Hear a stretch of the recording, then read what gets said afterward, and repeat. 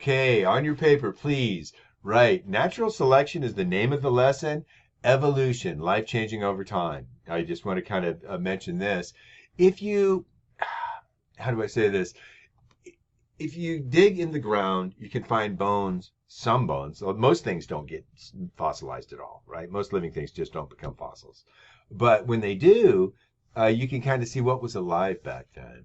And if you go back 50 million years to the layers of the ground that were laid down 50 million years, this would generally happen if there was a flood and then there was a layer of sedimentary sediment that buried the bones. And then that over the time that layer turned to rock would fossilize.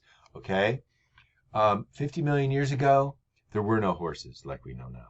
You just don't find the fossils. They aren't there, right?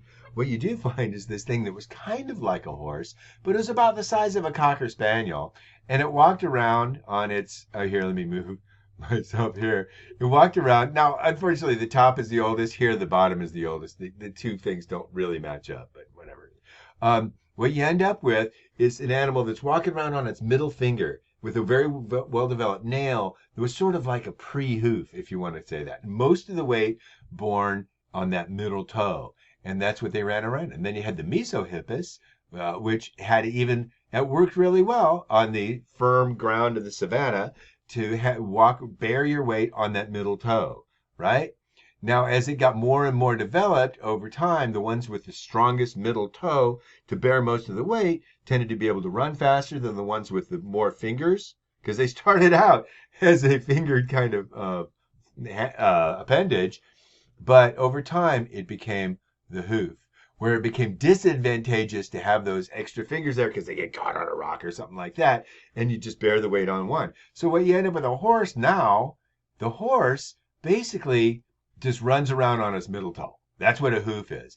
Now, it still does have the little bit of remnant inside of the other fingers, but the thing is, it has changed over time to evolve that hoof.